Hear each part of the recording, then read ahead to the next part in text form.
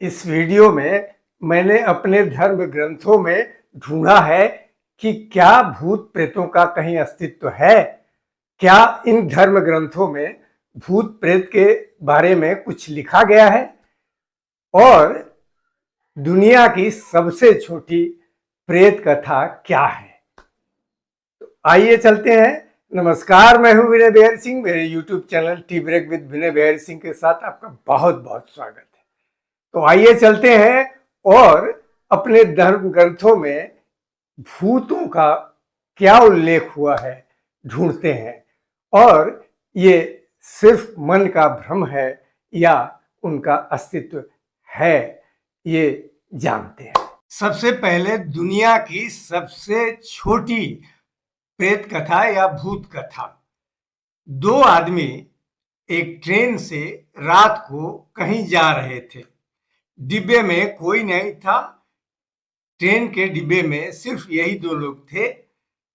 एक आदमी ने अचानक पूछा, क्या आप भूतों में विश्वास करते हैं?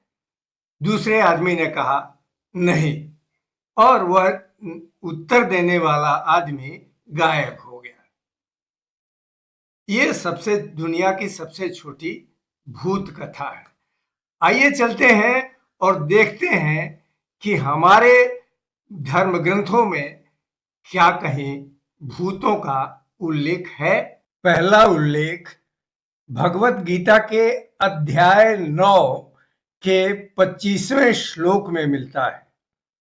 यान्ति देवव्रताः देवान् पितॄन् यान्ति पितृव्रताः भूतानि यान्ति भूतेज्याः यान्ति मद्याजिनः अपि माम्।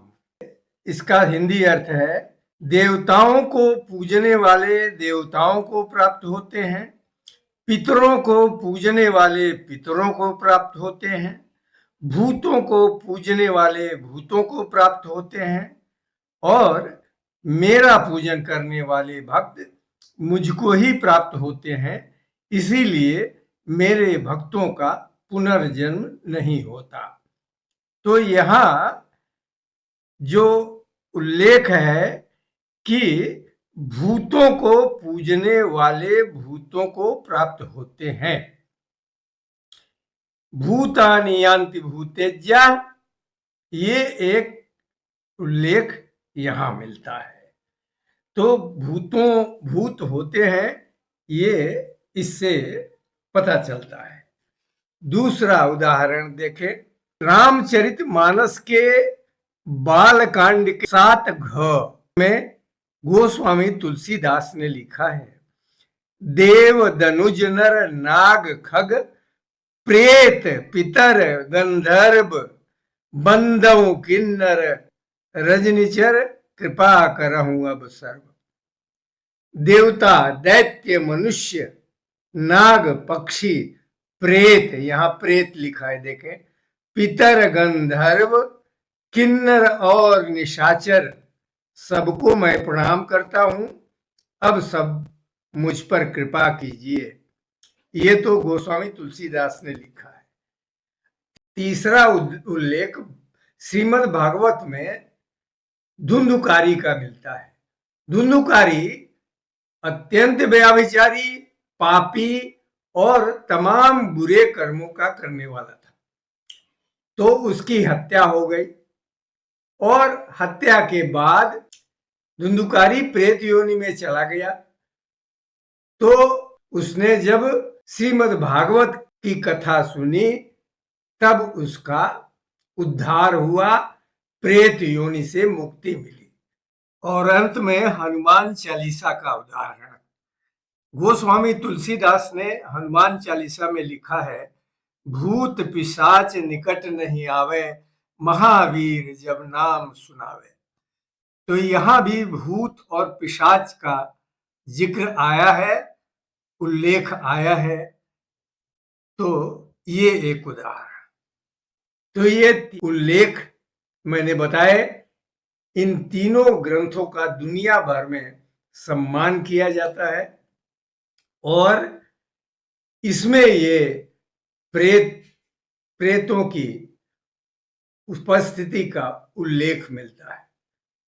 तो इस तरह ये, और महान योगी परमहंस योगानंद जी ने भी लिखा है कि कुछ जो निम्न कोटि के सूक्ष्म शरीर में घूमने वाली आत्माएं हैं, वो जिनका दिमाग खाली रहता है उन पर अपना अधिकार जमा लेती हैं और उनके माध्यम से अपनी वासनाओं की पूर्ति करती हैं। तो वैसे भी कहा गया है, खाली दिमाग शैतान का घर, यानी खाली दिमाग होगा तो प्रेतात्माओं का अटैक हो सकता है। इसीलिए हमारे ऋषि मुनियों ने कहा है कि हमेशा दिमाग में, मन में ईश्वर का वास होना चाहिए, तब प्रेतात्माएं कुछ नहीं कर पाती हैं, क्योंकि ईश्वर से वो दूर भाग के खड़ी होती है।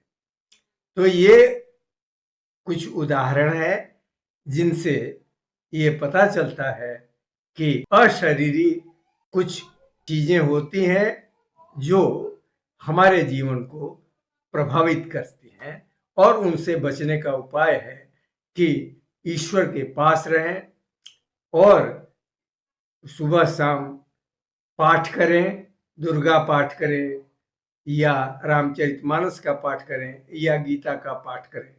और हनुमान चालीसा को तो भूत प्रेतों के लिए सबसे मारक अस्त्र माना जाता है। जहां हनुमान चालीसा का पाठ होता है वहां भूत प्रेत आ ही नहीं सकते, ऐसी मान्यता है।